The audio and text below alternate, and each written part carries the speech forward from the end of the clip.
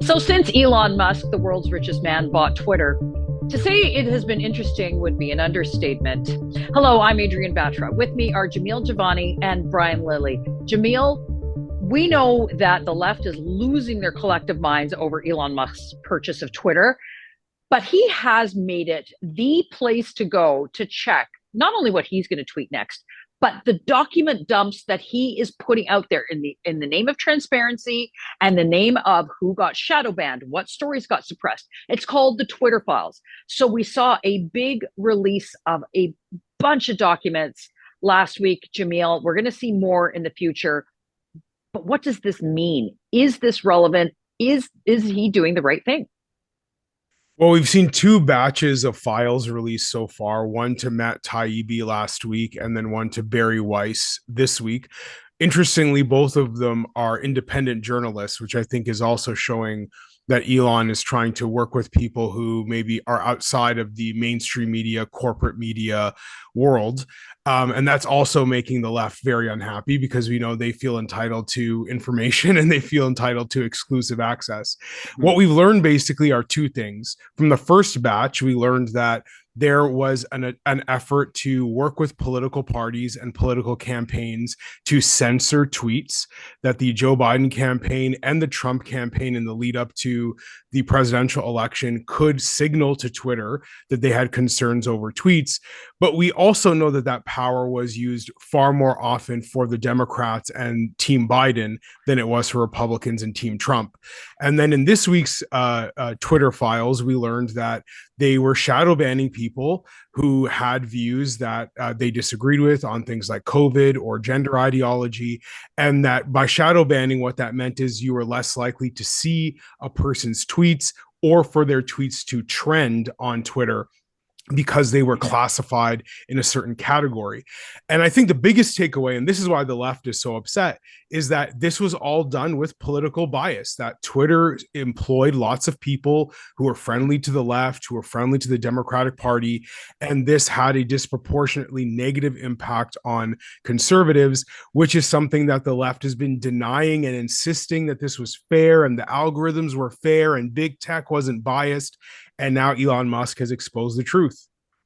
And Brian, you knew that from the beginning, just from the content, your content alone, either being shadow banned or certainly pushed down. I want to just go back to the big one, and that was, of course, the New York Post's expose, massive story on the Hunter Biden, the infamous Hunter Biden laptop, which of course now is going to be investigated. Now that the Republicans are going to be taking the House in the new year, there's going to be an investigation. But the suppression of the New York Post story was laid to bear in these Twitter files. And not only did the Twitter folks were twisting themselves into pretzels trying to figure out a way how they can suppress the story, their head of legal, the former guy at the FBI, Jim Baker, who's now been fired by Elon Musk, he himself signed off and said, "No, this seems like a reasonable approach to say that this is hacked content." There was always this Russian hack is coming. We know Facebook was involved as well.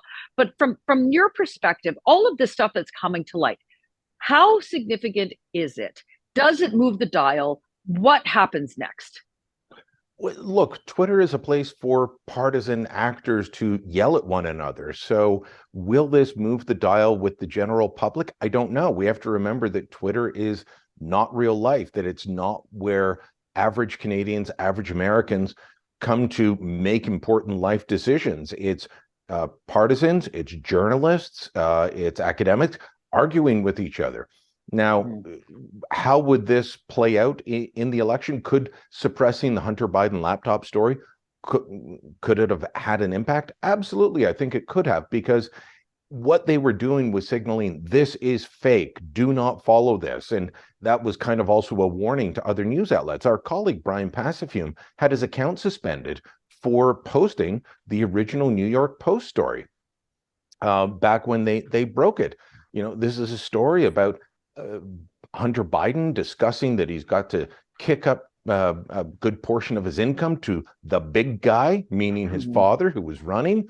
There were all these accusations that, had they been about Donald Trump, would not have been suppressed. So, yeah, that was a massive one by Matt Taibbi. Barry Weiss also putting out the whole issue of how you were suppressed. And, that's what I want to see, because now Elon Musk has said, we're going to let you know, has your account been tagged for suppressing it, but for saying we're going to shadow ban you, for you can't trend. Adrian, there are days when I know that and that I trend quite often, but there are days where I know that I've got a barn burner of a story. I can see the traffic, it's doing really well. And then I see some story, some puff piece by a left-wing journalist or left-wing media outlet that it shows up on the trending list. And you're like, there's no way, we can see the traffic, we can see the retweets, we can see the likes. But, obviously, the weird thing is when I trend, not my story. I think that part of that is because of this sort of thing where they tag you and they say, don't let this person's stories trend. Jamil, I'm going to give you the last word. I had this temptation to tweet at Elon Musk when this was coming out, and I said, do Canada next. Show us what has happened here. We know that during the trucker convoy, for example, and during the pandemic, certain types of content were pushed down and out. I'd be very interested to see if anybody at the Trudeau government, for example, had that direct link with Twitter and said, we don't want to see this, we don't want to see that. So do Canada next, Elon, is our ask. But Jamil, specifically on the Biden laptop story, we know that there is a clear China problem, not only in the United States, but here in Canada, which we will discuss. But President Biden Hunter Biden, has direct links, direct ties, business ties, significant amount of money going and flowing into his company, which clearly President Biden has benefited from, which will be looked at. So the White House is now saying, the White House press secretary is saying, we're keeping an eye on Twitter. We're going to find out what's going on Twitter. We're aware of what's going on Twitter. That alone is such a chill of the notion of free speech and it being the town square. Last word to you, Jamil. Well, I mean, you're right. I think a lot of people are unhappy with Elon Musk for exactly what Brian was talking about, which is the transparency issue. I do hope that he continues to make files available and isn't discouraged by the White House's reaction. But what's very clear about these files so far is that relationships matter to how a lot of these institutions, whether they're governments or corporations, work.